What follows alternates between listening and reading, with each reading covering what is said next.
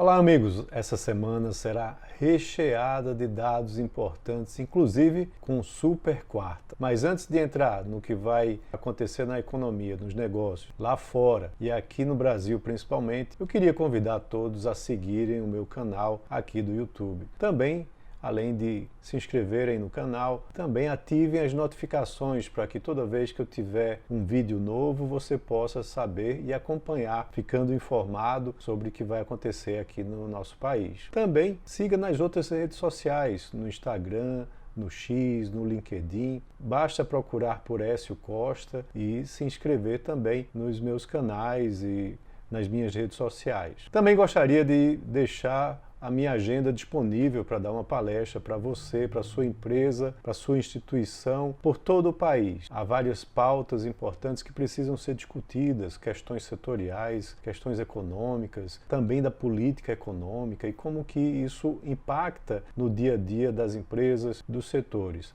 Então, entre em contato direto comigo para que a gente possa ver a questão de agenda e de orçamento. Mas vamos lá!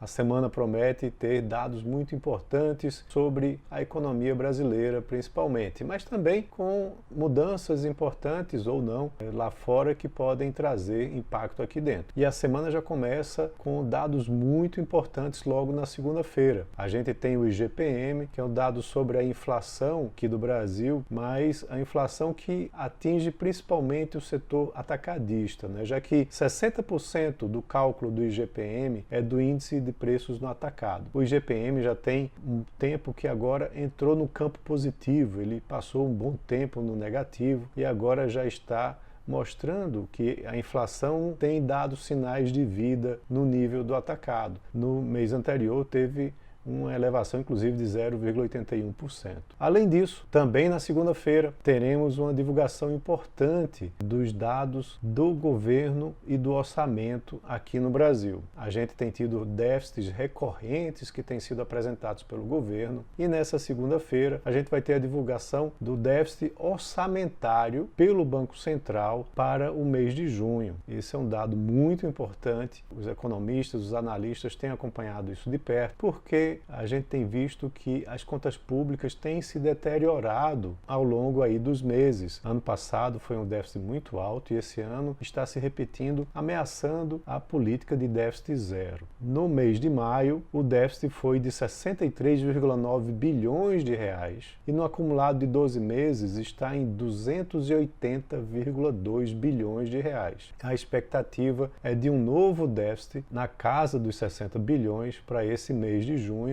o que pode trazer ainda mais dor de cabeça para as contas públicas, principalmente para a relação dívida-PIB. A relação dívida-PIB ela vem crescendo, está em 76,8% e há uma expectativa que ela encerre o ano perto dos 80%, que é um patamar muito elevado. Isso dificulta os investimentos aqui no Brasil e dificulta também a queda da taxa de juros na economia brasileira. Isso tem uma relação muito forte com o risco que o país oferece. Também na segunda-feira vai ser divulgado finalmente o CAGED do mês de junho. A expectativa era que fosse divulgado na semana passada, mas ficou para a segunda, onde há uma previsão de geração de 160 mil postos líquidos de emprego, onde no mês passado, o mês de maio, no mês anterior, houve uma geração de 131,8 mil postos. Então, expectativa aí com relação à geração de empregos formais, né? Já que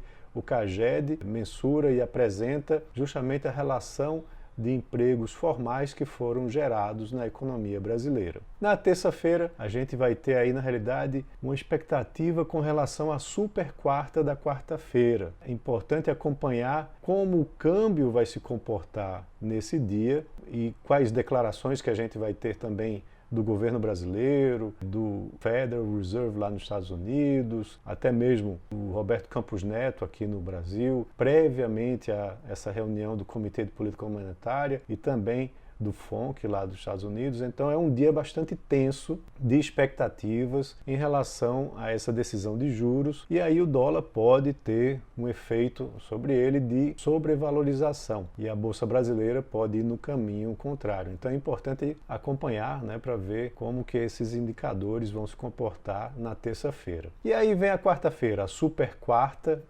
Vai ter decisão de juros aqui no Brasil e lá nos Estados Unidos. A decisão de juros lá nos Estados Unidos vem primeiro que a decisão aqui do Brasil. Ela vai ser anunciada às 3 da tarde. Deve haver uma manutenção no patamar entre 5,25% e 5,5% ao ano, mas o mais importante é sempre o discurso do Jerome Powell, o presidente do Fed, com relação às indicações de para onde os juros vão estar se encaminhando. É muito provável que no seu discurso ele já abra a porta para decisão futura de redução de juros. Há uma expectativa que no mês de setembro o Federal Reserve comece a reduzir a taxa de juros por lá. E aqui no Brasil a decisão vai ser anunciada às 18h30, como sempre, pelo Comitê de Política Monetária. A expectativa é por uma manutenção da taxa de juros em 10,5%. Mas há alguns que apostam, inclusive, numa elevação dessa taxa de juros, porque justamente as condições fiscais têm se deteriorado bastante aqui no Brasil e a inflação tem dado sinais também